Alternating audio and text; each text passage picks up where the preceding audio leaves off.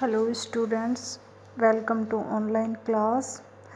Today we will discuss about the poem A Song for Saint Cecilia's Day, written by John Dryden. In this poem, the poet John Dryden, Saint Cecilia Day is celebrated in the memory of Saint Cecilia, Christian lady, who sacrificed her life in Rome in the year 230 AD.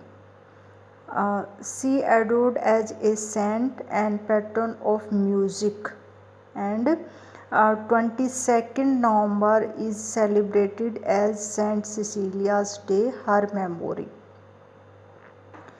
And Dryden describes here the importance and power of music, and he shows the contribution of different musical instruments in the formation of universe, and different musical instruments have different effects on human beings, and the music excites man to action.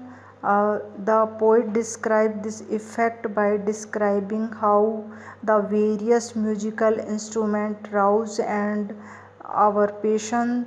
He speak the trumpet, the flute, the drum, and the violin, respectively. And in this poem, a song of praise of music universe is described as begun from harmony, and we are told the power of music in rising, and last a chorus tells about the creation began with music. And तो हम कह सकते हैं कि ये जो poem है Saint for Cecilia's day and celebrating the Saint Cecilia Christian lady, this poem के अंदर कुछ जो म्यूजिकल इंस्ट्रूमेंट हैं जो बजते हैं, तो किस प्रकार जो यूनिवर्स है, ब्रह्मांड है, वो शुरू होता है हारमनी। और इसमें हम देखते हैं कि काफ़ी सारे जो म्यूजिकल इंस्ट्रूमेंट हैं उनके अपने अपने खुद के एक म्यूज़िक हैं, उनकी अपनी पेशन है। तो ये जो सब है इस पोएम के अंदर डिस्क्राइब किया गया है। तो हम टेक्स्ट वाइज लेते हैं।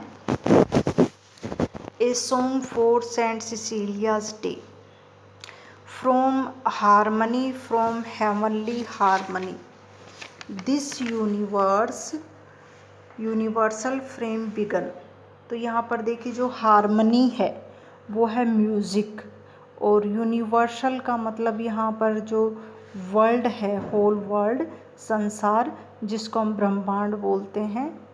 फ्रेम का मतलब यहाँ पर एक स्ट्रक्चर, ढांचा, जिसको हम शेप भी बोल सकते हैं। When nature underneath A heave, underneath का मतलब नीचे, बिलो। तो यहाँ पर देखिए जो पोइट है, इन ओपनिंग लाइंस के अंदर हमें जो ड्राइडन है वो ये बताना चाहता है कि जो क्रिएशन ऑफ दिस यूनिवर्स, मतलब इस ब्रह्मांड का जो उत्पत्ति है वो पावर ऑफ डिवाइन म्यूज़िक, मतलब जो म्यूजिक की शक्ति है उससे हुई है। तो ही images that the frame of this universe came from the power of heavenly music, nature lay under a heap of discordant atoms. तो यहाँ पर बताया गया है कि from harmony, from heavenly harmony, संगीत और ब्रह्मांड का संगीत, दिस यूनिवर्सल फ्रेम बिगन, इस ब्रह्मांड का जो ढांचा शुरू होता है उस म्यूजिक से। व्हेन, जब, नेचर अंडरनीथ ए हीप, जब प्रकृति है वो नीचे ढेर के रूप में पड़ी हुई थी, ऑफ जारिंग एटॉम्स, जारिंग का मतलब होता है आउट ऑफ हारमनी, एटॉम्स ले, एटम्स का मतलब अणु, स्मॉलेस्ट पार्टिकल, एंड ले पड़े हुए हैं। तो यहाँ पर देखिए जो पोइट है हमें बताना चाहता है कि जब म्यूजिक शुरू नहीं हुआ था और तब क्या था कि जो नेचर है उसके नीचे कुछ जो एटॉम्स हैं, कुछ जो अणु हैं, वो आउट ऑफ हार्मनी की तरह पड़े हुए थे। And could not have her head, और वो अपना जो सर है वो ऊपर नहीं उठा सकते थे। The tuneful voice was heard from high, और जब ट्यूनफुल वॉइस, ये जो म्यूजिक था, ये जो संगीत था, हियर फ्रॉम हाई, उस आसमान से, उस स्वर्ग से सुनाई दिया, तो अराइज ये मोर देन डेड, तो ये खड़े हुए, मोर देन डेड मतलब ये मृत पड़े हुए थे लेकिन अब ये खड़े हो गए। Then cold and hot and moist and dry in order to their station sleep, तो ये ठंडे पड़े हुए थे, हॉट पड़े हुए थे, गर्म पड़े हुए थे, इनके अंदर नमी थी, और ड्राई थे, सूखे हुए थे। In order their station sleep, यहाँ तक कि उसने बताया कि जो इस म्यूज़िक है, मतलब ये जो म्यूज़िक की जो पावर है वह स्वर्ग से सुनाई दी। तो ये जो अणु है, ईश्वर ने, गॉड ने इन सब अणुओं को उठने का आदेश दिया, और आदेश सुनकर सभी जो ठंडे पड़े हुए थे, गर्म पड़े हुए थे, नम पड़े हुए थे, वो सब उठ गए, और इस डिवाइन ये जो म्यूजिक था इसके प्रभाव से वो अपने उचित स्थानों पर बैठ गई। मतलब in order to their station sleep, मतलब अपने उचित स्थान पर ऑर्डर तरीके से ये बैठ गई। द म्यूजिक पावर ओबे, मतलब जो म्यूजिक है, म्यूजिक का जो पावर है उसकी आज्ञा, मतलब जैसे म्यूजिक बजा तो म्यूजिक की आज्ञा के लिए ये सब जो पहले पड़े हुए थे ढेर के रूप में, अब वो बैठ गए।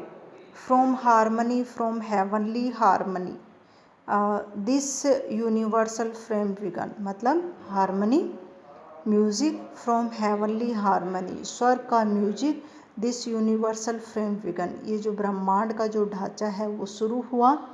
From harmony to harmony, from harmony to harmony, through all the compass of the notes it run, the diapason closing full in man.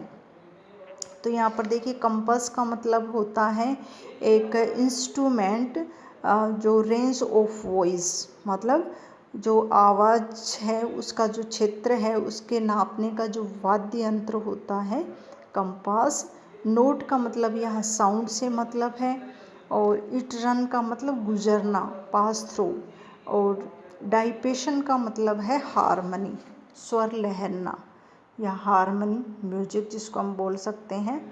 तो यहाँ पर देखिए इस स्टेंजा में जो गॉड है created the universe with music of the sphere, the music run through all the length और breadth of the musical scale.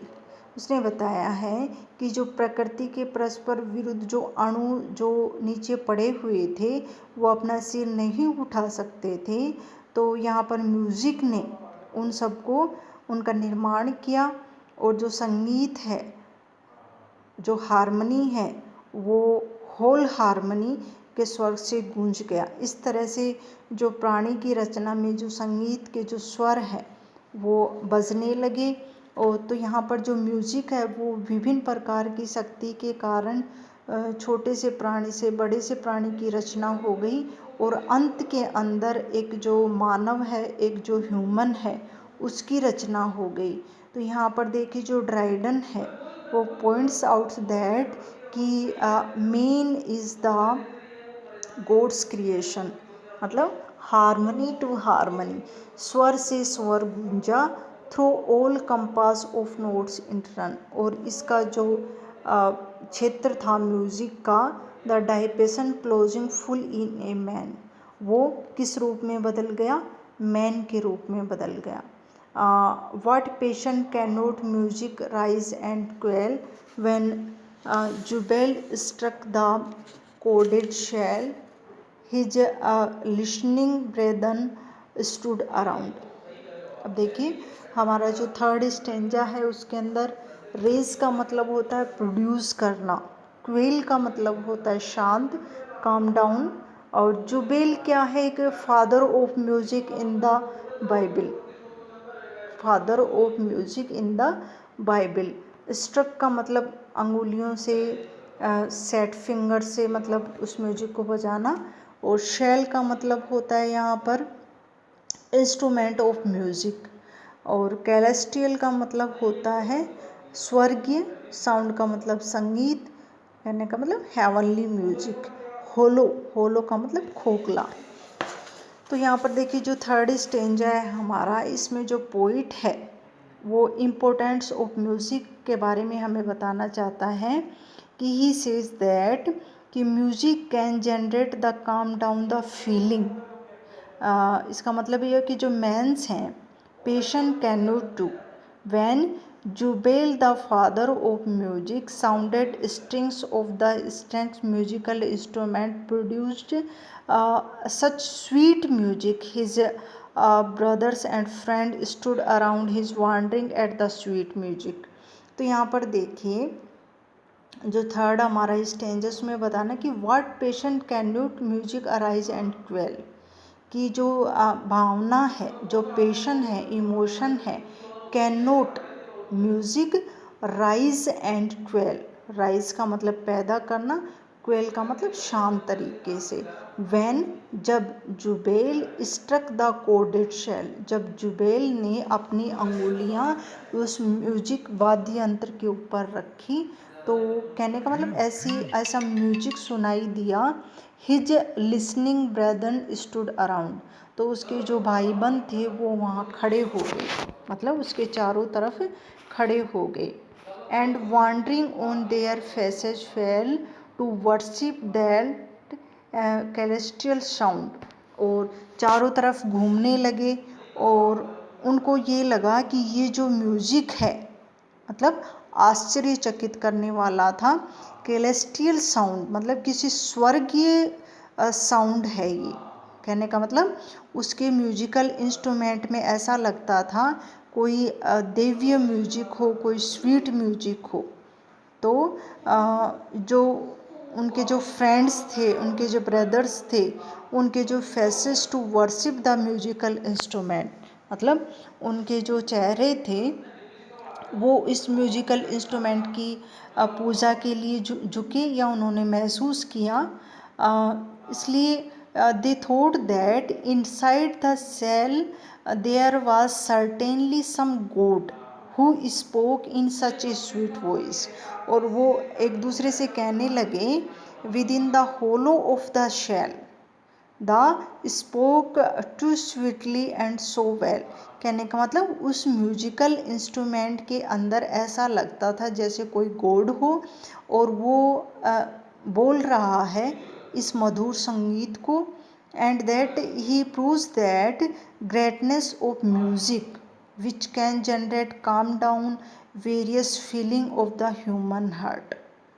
तो यहाँ पर ये बताया गया है कि what patient can not music rise and quail, किस प्रकार से जो म्यूजिक है वो हमारी भावनाओं को राइज करता है, पैदा करता है और शांत करता है।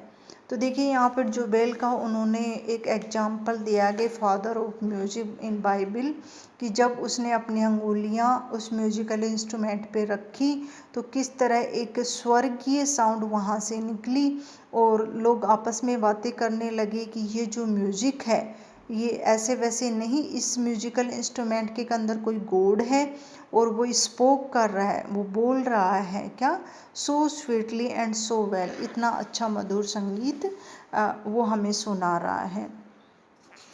अगला जो हमारा स्टेंजा, फिर देखिए उसने वन बाय वन करके जो म्यूजिकल इंस्ट्रूमेंट हैं उनके बारे में हमें बताया है कि the trumpets loud clangour excites us to arms which shrill notes anger and mortal alarms. यहाँ पर जो ट्रम्पेट है, ट्रम्पेट क्या है, एक म्यूजिकल इंस्ट्रूमेंट है जिसको हम हिंदी में तुरही बोलते हैं। और क्लैंगोर का मतलब होता है हार्ड साउंड, कर्कश साउंड जो बोलते हैं। मोर्टल अलार्म्स, मोर्टल अलार्म्स का मतलब जीवन का भय, फियर ऑफ लाइफ। बीट का मतलब पीटना। तो यहाँ पर देखिए उसने बताया कि जो ट्रम्पेट जो म्यूजिकल इंस्ट्रूमेंट होता है वो लाउड क्लंगर होता है, मतलब उसकी आवाज़ है वो लाउड होती है और हार्श होती है, क्लंगर कठोर होती है। वो किस काम आता है? एक्साइट अस टू आर्म्स, मतलब कि जो हमारे जो वो मानव होते हैं, जो ट्रम्पेट है उसकी ध्वनि क्या है कि कठोर होती है, और जो कठोर जो ध्वनि होती है वो हमारे जो आर्मी होती है उसके लिए है, कि कहने मतलब शत्रु को पराजित करने के लिए या शत्रु को एक तरह से अलर्ट करने के लिए। विद श्रिल नोट्स एंगर, जो क्रोध का ट्यून है, एंड मोर्टल अलार्म्स, जीवन की भय का। तो ये तो ट्रम्पेट का है कि ट्रम्पेट की जो साउंड है वो क्लंगर होती है, हार्ड होती है, जो excite to arm. And the double double double beat of the thundering drum cries hark the force come. तो यहाँ पर देखिए इस स्टेंजा में जो डबल डबल जो बीट है, डबल डबल जो बीट का मतलब पीटना, और डबल का मतलब डबल डबल बार। थंडरिंग ड्रम, तो ये उस ड्रम की बात कर रहा है जिसको हम पीटते हैं तो डबल साउंड निकलती है। Cries Harka and force come, तो यहाँ पर फो का मतलब होता है शत्रु, और थंडरिंग का मतलब जो बादलों की जो गरज होती है, और फो का मतलब एनिमी शत्रु, चार्ज का मतलब हमला करना, अटैक करना, रिट्रेट का मतलब पीछे हटना, गो बैक। तो यहाँ पर देखिए जो बार बार जो डबल डबल जो ड्रम पीटे जाने पर लोग क्या होते हैं? आकर्षित होते हैं और क्राइज करते हैं। तो यहाँ पर जो ध्वनि है, जो साउंड है, वो शत्रुओं को पूर्ण रूप से सामना करने के लिए बाध्य कर देती है, कि जो दरवाजे पे खड़े हैं उससे बचकर वो भाग नहीं सकते। कहने का मतलब ये भी hark the foe come, charge is too late to retreat, go back. Retreat का मतलब गो बैक, कि जो डबल डबल ड्रम की जो ध्वनि है वो हमें ये बताती है कि जो शत्रु हैं वो पूर्ण रूप से शक्ति के साथ मतलब सामना करेंगे, और वो हमारे जो डोर पे खड़े हैं जिससे वो बचकर नहीं निकल सकते।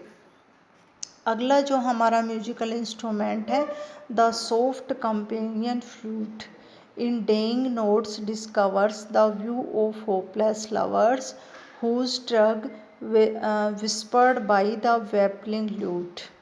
तो यहाँ पर देखिए अगला जो हमारा म्यूजिकल इंस्ट्रूमेंट है वो है फ्लूट। तो यहाँ पर जो फ्लूट जो इंस्ट्रूमेंट है उसकी क्वालिटी बताई गई है कि produced soft and sweet sound. It has a melancholy effect. The poet says that it sounds like a complaint of lover and who has no hope of success in love. So it complains the absence of love on the part of the beloved. तो यहाँ पर देखिए जो flute है, जो बांसुरी है, वो कंप्लेन शिकायत करती हुई dining notes discovers the view hopeless lovers, मतलब जो लवर्स हैं उसको होपलेस आशा रहित, हुज ट्रैक विस्पर्ड दाई वेपलिंग लूट। वेपलिंग का मतलब है एक पक्षी की तरह, एक पक्षी की तरह। शार्फ वैल्यून्स, वेरबलिंग का मतलब एक पक्षी की तरह कूकना, जैसे एक बर्ड होता है वो बोलता है। तो यहाँ पर ल्यूट का मतलब होता है सारंगी, एक प्रकार की सारंगी। तो यहाँ पर ही इसने बताया है कि जो बांसुरी होती है वो एक प्रेमी की शिकायत के समान है, जिसको उसके प्यार के में जो आशा नहीं रही। तो यहाँ पर जो बिलेविड है उसकी अब्सेंस की शिकायत है, जो ल्यूट मृत्यु गीत गाती है, मतलब वेरबलिंग ल्यूट मृत्यु गीत गाती है। इस प्रकार जो फ्लूट का यहाँ डिस्क्राइब किया गया है। अगला है हमारा sharp violins proclaim their jealous pangs and desperation, a furry fantastic indignation, a depth the pains and height of passion for the fair disdainful dame। तो यहाँ पर डेम का मतलब एक युवा स्त्री, फ्रेंटिक का मतलब होता है उन्मद रोष क्रोध, और प्रोक्लेम का मतलब होता है घोषणा। तो यहाँ पर देखिए अगला जो हमारा स्टेंजा है वो वायलिन जो म्यूजिकल इंस्ट्रूमेंट है, और इसकी खास बात है कि निराशा के दुख को प्रकट करती है। निराशा के दुख को, जेलियस पैंग एंड डिस्परेशन अलगाव और क्रोध और उन्मद रोष को प्रकट करती है। Depth pains and height of passion, the fair disdainful dame, एक जो स्त्री है, स्त्री के प्रति जो क्रोध और दर्द को प्रकट करती है। इस प्रकार जो ये म्यूजिकल जो इंस्ट्रूमेंट हैं ये अपने अपने जो इनकी जो पेशन है, इनका जो म्यूज़िक है वो मनुष्य के हार्ट में किस प्रकार मतलब पैदा करता है। तो यहाँ पर जो क्रोध, भय, प्रेम और घृणा, इस प्रकार के सभी जो पेशन हैं वो इन जो म्यूजिकल इंस्ट्रूमेंट हैं इनमें प्रोड्यूस होती हैं। But who, what art can teach, what human voice can reach, the scared organ's prize? Notes inspiring holy love, notes that wing their heavenly way to mend the chorus above। तो यहाँ पर जो अगला stanza है हमारा, उसके अंदर art का मतलब होता है स्किल, कला, इंस्पिरिंग का मतलब होता है प्रेरणादायक, जो मोटिवेशन करे, और कोरियस का मतलब होता है एक ग्रुप ऑफ सिंगर्स, और ऑर्फेन्स का मतलब होता है एक Greek he was great singer. तो यहाँ पर देखिए जो पोइट है हमें ये बताता है कि but oh what art can teach, what human voice can reach, the sacred organs praise. तो यहाँ पर जो poet tells us about the organ invited by Saint Cecilia about the Orpheus music, मतलब कि जो ऑर्गन जो म्यूजिकल इंस्ट्रूमेंट है वो ओफेज के गीत के बारे में हमें बताता है। और जो पोइट हमें बताता है कि जो ये म्यूजिक है, ये जो मधुर ध्वनि जैसा संतुलित जो एक स्वर गायक भी नहीं निकाल सकता। जब ऐसा जो म्यूजिक है, एक पवित्र जो म्यूजिकल इंस्ट्रूमेंट बजाता है, तो उस ह्यूमन का जो हार्ट है वो कितना मतलब पावरफुल होगा, वो गॉड की स्तुति या आराधना से विभोर हो जाते हैं। और इस म्यूजिकल इंस्ट्रूमेंट का जो स्वीट जो शब्द, जो स्वर्ग के जो देवता भी इससे मतलब सुन के नाचने लगते हैं।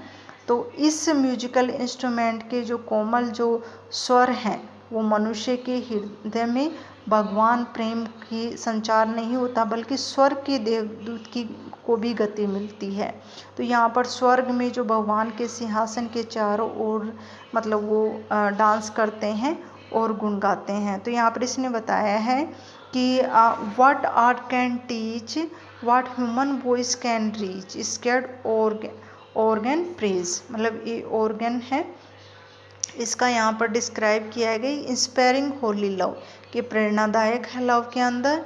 Notes that wing their heavenly wells mend the chorus above, और ये कोरस क्या है कि ग्रुप ऑफ सिंगर्स के द्वारा।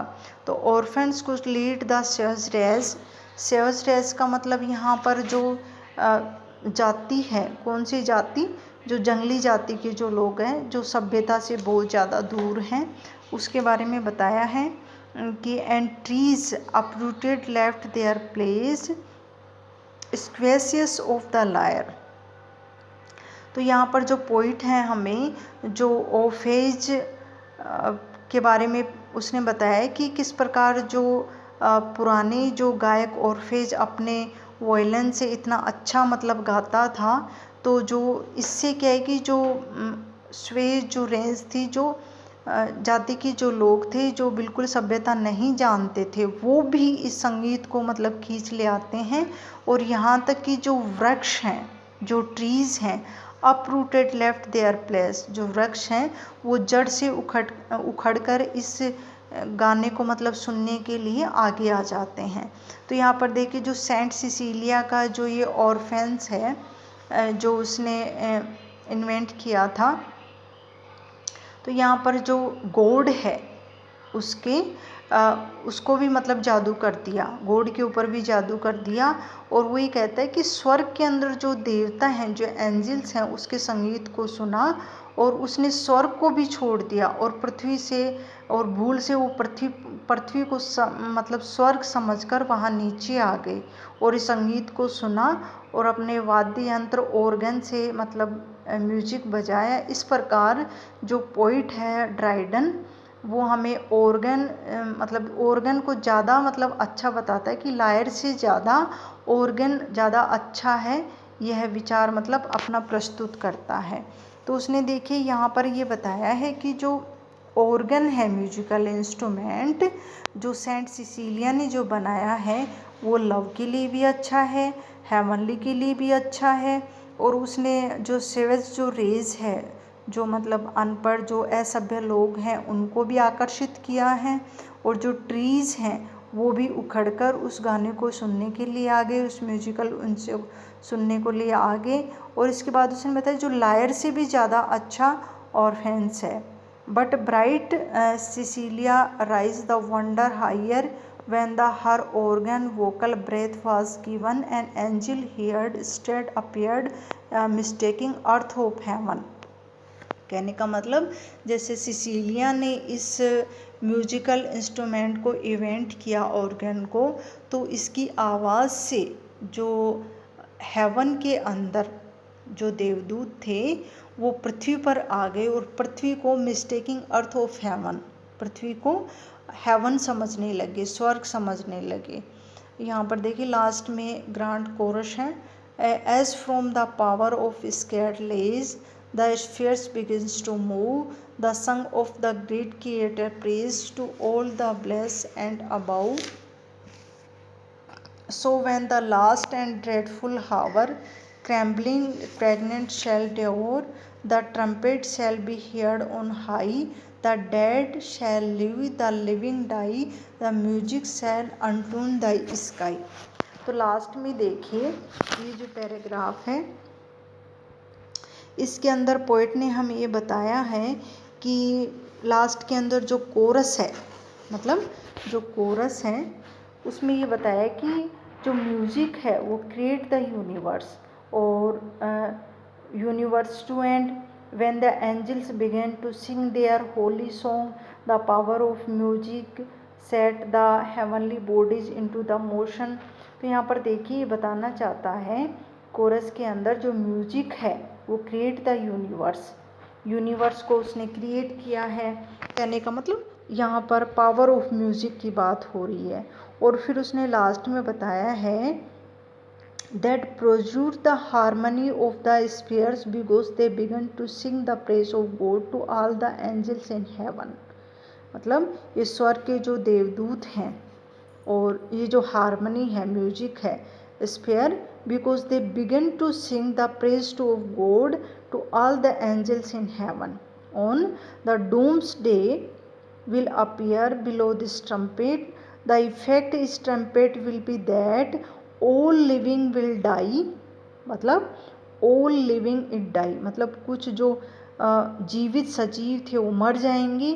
The dead shall come out their graves and stand before God, और जो कुछ मरे हुए हैं वो अपनी ग्रेव्स के अंदर खड़े हो जाएंगे बिफोर गॉड।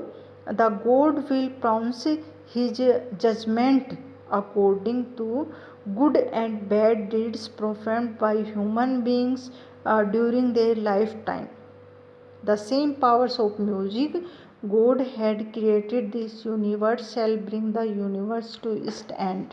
तो यहाँ पर लास्ट में देखिए उसने ये बताया है कि जो म्यूज़िक है, संगीत है, जो आकाश के अंदर जो पिंडों को, आकाश के अंदर जो स्फीयर्स हैं उनको गति प्रदान करता है और आकाशीय जो स्फीयर्स हैं उसमें म्यूज़िक पैदा करता है, क्योंकि जो गॉड है उसके अंदर स्वर्ग के जो सभी जो एंजल्स हैं वो सामने मतलब हैं। और जो डूम्सडे आएगा, जिस दिन न्याय का दिन आएगा, उस दिन ये प्रकट होगा कि जब ट्रम्पेट बजेगा, और ट्रम्पेट का प्रभाव ये होगा जो जीवधारी हैं मतलब जो सजीव हैं वो मर जाएंगे, और जो मृत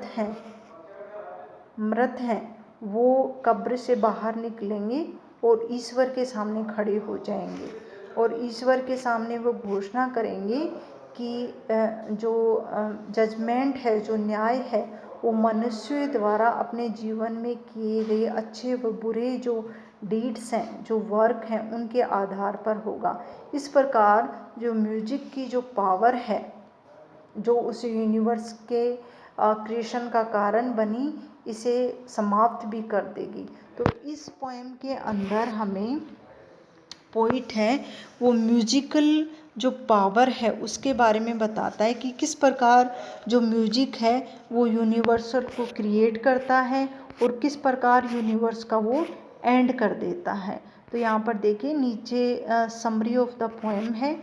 इसमें कुछ जैसे first, second, third, fourth, fifth बताया गया है कि फर्स्ट के जो स्टेंजा के अंदर हमें सॉन्ग ऑफ प्रे म्यूजिक के बारे में बताया गया है, और सेकंड में जो म्यूज़िक है उसकी जो पैशन है मैन के प्रति वो बताई गई हैं, और थर्ड के अंदर जो ट्रम्पेट है उसके बारे में बताया गया है, लूट के बारे में बताया गया है, और वायलिन के बारे में बताया गया है, और लास्ट के अंदर जो कोरस टेल्स है उसमें बताया गया कि जो डे ऑफ जजमेंट आएगा उस दिन मतलब यूनिवर्सल जो लिविंग बीइंग है वो डेड हो जाएंगे, और जो डेड है वो लिविंग हो जाएंगे।